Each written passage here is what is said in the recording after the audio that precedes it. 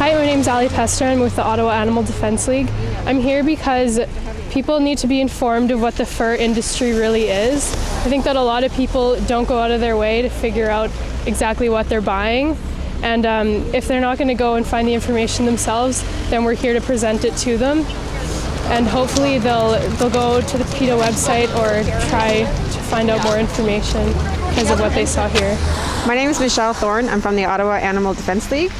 We're here today because it's National Anti-Fur Day in Canada, and the focus this year is on winners because they continue to sell fur in their stores. Their head office has declared that as long as people are buying fur, they'll keep selling it.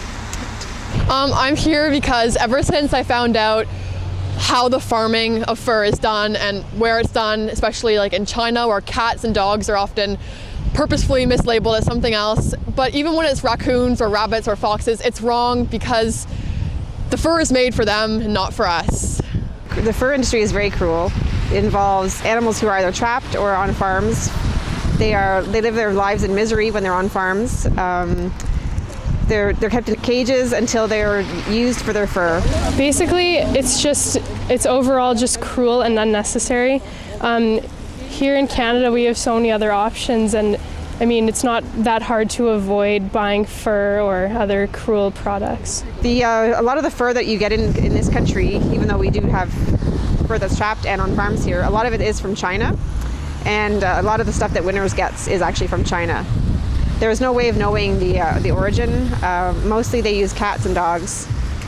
And they're skinned alive. They're gassed, they're strangled, they're electrocuted.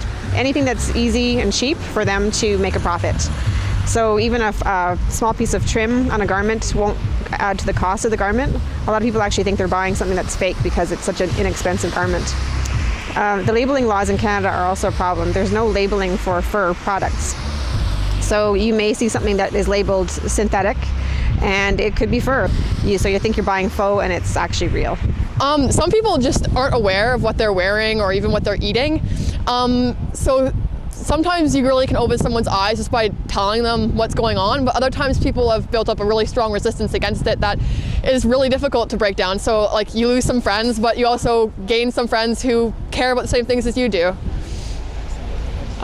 Basically just knowing what you're buying. You need to do the research and figure out other products and other brands that you can buy that aren't cruel, as well as finding a local, either people from PETA in your community or a group like the Ottawa Animal Defense League, because they're in basically every city in Canada.